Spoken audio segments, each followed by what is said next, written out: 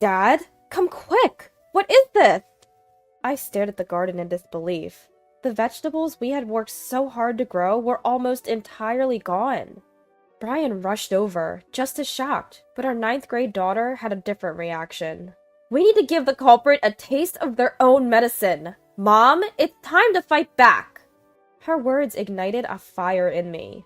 I can't let her see me this defeated. My name is Jessica. I live with Brian and our ninth grade daughter. I used to work in an office, but now I'm a farmer. We took over my father-in-law's garden when he fell ill 10 years ago.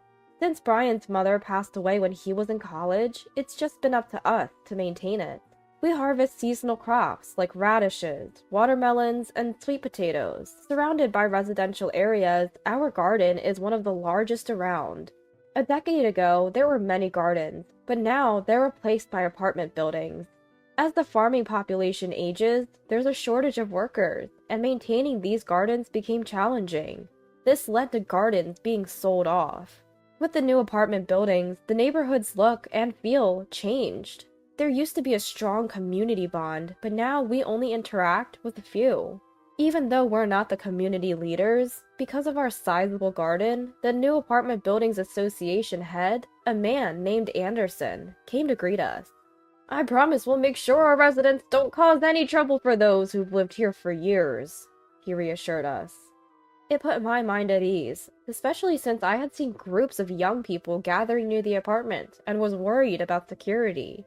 But soon, my fears would become a reality. Jessica, our crops have disappeared again. Brian, who went for the morning harvest, reported with a sigh. Again? It can't be animals or birds. We must have a thief. Shouldn't we install security cameras? Distraught over the continuous theft, I suggested this. Recently, crops ready for harvest were frequently stolen. As an initial step, we put up a sign. It warned that any veggie thieves would be reported to the police immediately. However, the culprit either hasn't seen the sign or chooses to ignore it, as he doesn't stop his thievery. No real damage has been done yet. Installing security cameras might end up costing more. If the loss becomes significant, then we might have to reconsider. Brian ponders with a deep hum. Even if we consulted the police, it's not guaranteed they'd patrol daily. Without concrete evidence of theft, they might not even investigate. Suddenly, our daughter Emily, who was listening in, chimed in. It's so wrong for someone to steal the vegetables you both worked so hard to grow. If you keep turning a blind eye, it might happen again, and they could take even more. If you won't set up cameras, I'll watch over them, 24/7. Emily, always thinking of her family with a strong sense of justice.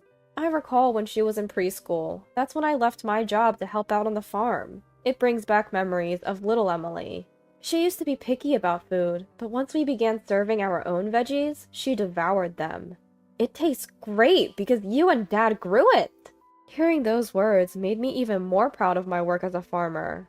For our excited daughter and our customers, I resolved to sincerely nurture our produce. Of course, I'd be angry if these cherished vegetables were stolen. You have important exams coming up. You can't be on watch. I'll make sure to keep an eye out instead.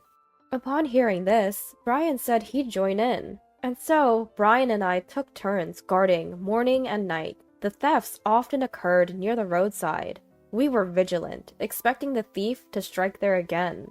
A week of surveillance passed, and during that time, no crops were stolen. In the end, we never identified the culprits, but the fact that the theft stopped felt like a victory. Maybe they gave up because you both kept watch. It's a win for you two. Seeing our happy daughter, both Brian and I felt joy. Honestly, that week was tough. Guarding late into the night, even in shifts, left us exhausted from harvesting. Finally being able to sleep soundly felt like a relief. Yet, a few days later, the crops were stolen again. Hey, Dad! Come over here! What is this? I went out to the garden early in the morning and was left speechless. The crops that should have been there were completely gone. Today was supposed to be the final day of harvest. Losing the spring cabbages was a big blow. Both Brian and I were too shocked to speak, but our daughter, Emily, reacted differently. We can't just stand here. Whoever did this needs to pay. Mom, it's time to fight back. Even though she must have been shocked as well, Emily was trying to cheer me up. I couldn't let my daughter see me in this pitiful state. A sense of determination rose within me. You're right, Emily. We can't sit around feeling sorry for ourselves. We decided to install security cameras as our first step. If someone tries to steal from us again, we'll be able to identify them. But that wasn't enough for Emily. Having a camera will prevent future thefts, but what about what's already been done? I can't let whoever made us sad get away with it. I've done some research. Let's plant these bulbs. I bet if the thief takes them, they'll regret it. Angry at the thief, Emily showed me a photo on her mobile phone. It was a picture of daffodils. Daffodils? They're flowers, and they're toxic. We can't eat them, right? I couldn't understand Emily's logic, and I was left puzzled. The stalks of daffodils look like green onions, don't they? I've seen news stories about people getting food poisoning every year from mistakenly eating them. If the daffodils haven't bloomed yet, could someone mistake them for green onions? Listening to her, I understood Emily's plan. She wanted to plant daffodils near the green onions to trick the thief into eating them. We grow green onions close to the roadside, and there are daffodils near the entrance. It seems Emily wants to transplant these daffodils during the green onion harvest season. I couldn't imagine anyone confusing the strong-smelling green onions with daffodils, but there's a chance the thief might not notice the difference if they come at night. Daffodils are poisonous plants that can cause vomiting and headaches when ingested. Indeed, if the thief eats them, they might be in for a rough time. But aren't there cases where people died from eating daffodils? What if the thief is an elderly person, and by some chance, they end up dying? Brian seemed less than enthusiastic about Emily's suggestion. Then Emily started speaking like a detective.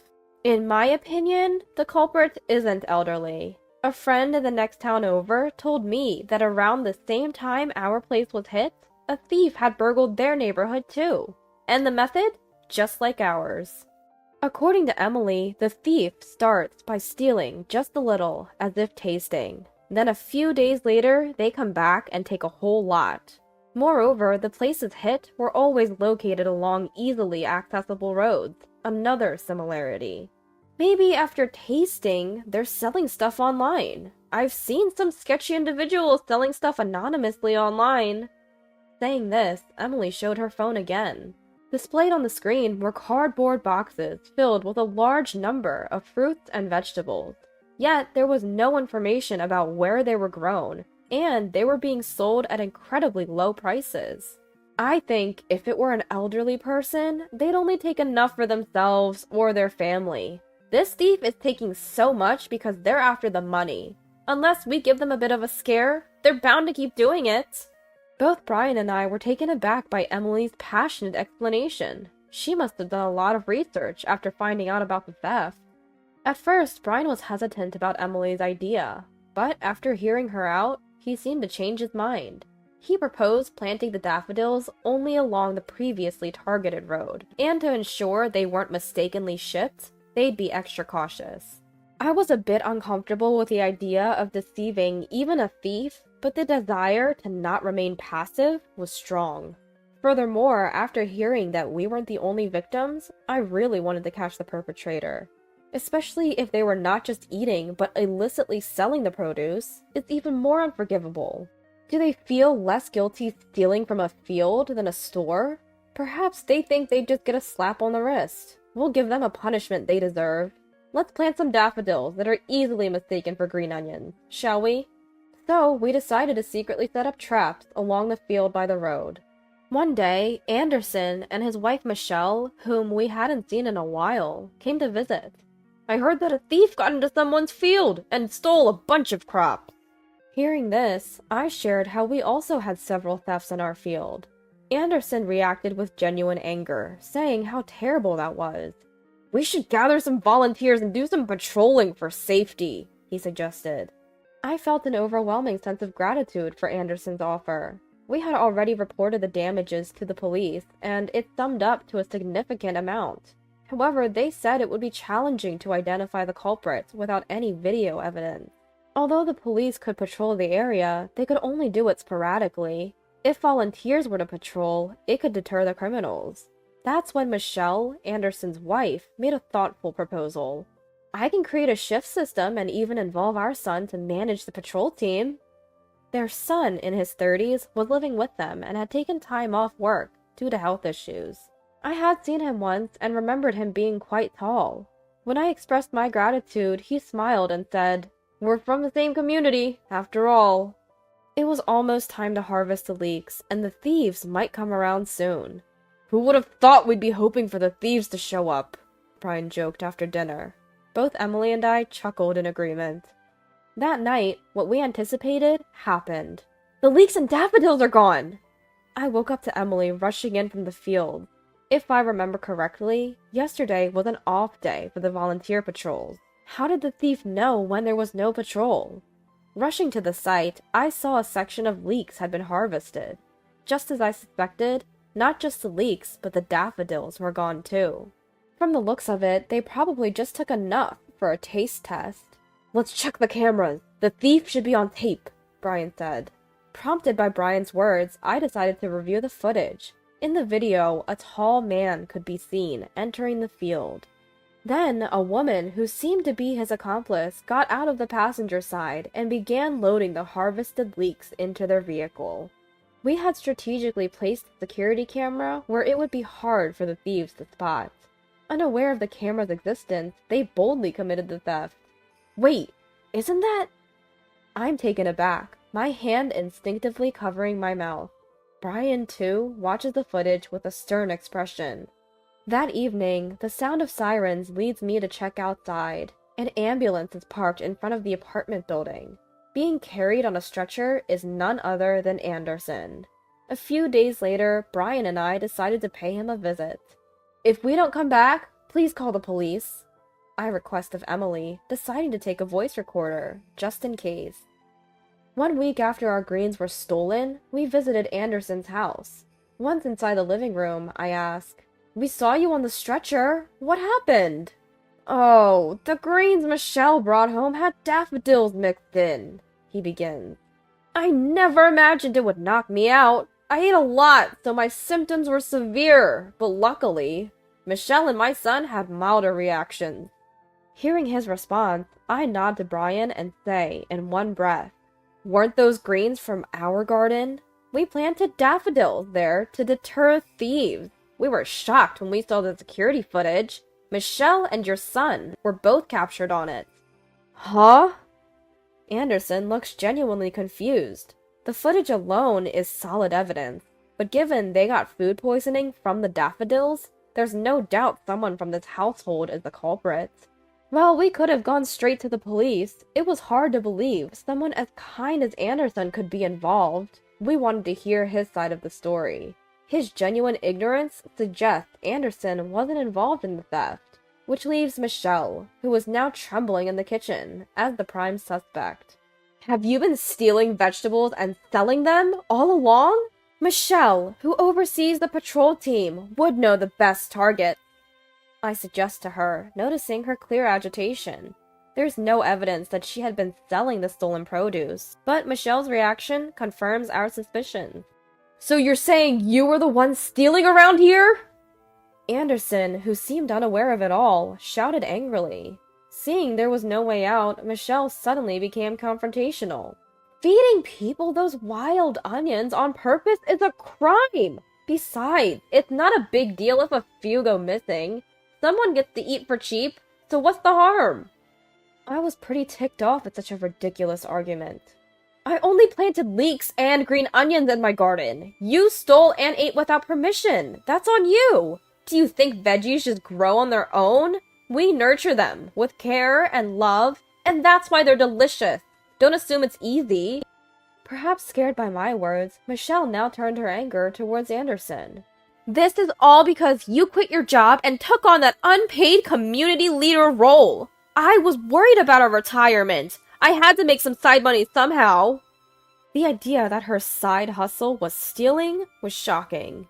It seemed Michelle had threatened her son with eviction if he didn't cooperate. Thanks to the stolen veggies, they saved on groceries and made some extra cash. Michelle thought she could hit 2 birds with 1 stone. Hearing about stolen produce being sold without permission on the news, she figured she could do it too, and brazenly confessed. She hid the large amount of stolen veggies in a self-storage unit. That's why Anderson never noticed. This is clear theft. You can explain yourself to the police. Please, don't call the police! I beg you! She pleaded with me, but of course, I had no intention of not reporting to the police. Call the police! Please! Anderson spoke with clear determination. Given your husband's consent, we'll take the security camera footage to the police. Now it was Brian who said that. Michelle was sobbing, uncontrollably. You should be prepared. They'll probably dig into other possible crimes you committed, I added, leaving Anderson's house. As we left, we could hear Michelle's distraught voice screaming our names. Curious neighbors began pouring out of their homes. Words like thief and police echoed from the doorway, so some of them had probably pieced together what happened. They whispered among themselves, pointing towards Anderson's door. What followed next? We learned from Anderson when he came to apologize and pay for the inconvenience. Michelle and her son got arrested based on the evidence and her own confession. However, it seems the son is denying the charges, claiming he was coerced by his mother.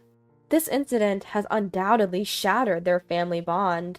Anderson decided to divorce and left the apartment complex.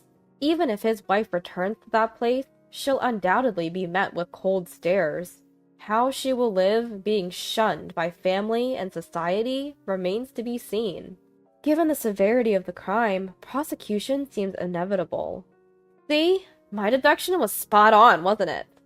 Hearing the outcome, Emily puffed out her chest with pride. Ultimately, thanks to Emily's suggestion, we caught the thief. We're hopeful that our precious crops will be safe now. We're determined to keep growing our vegetables sincerely for our daughter and our consumers.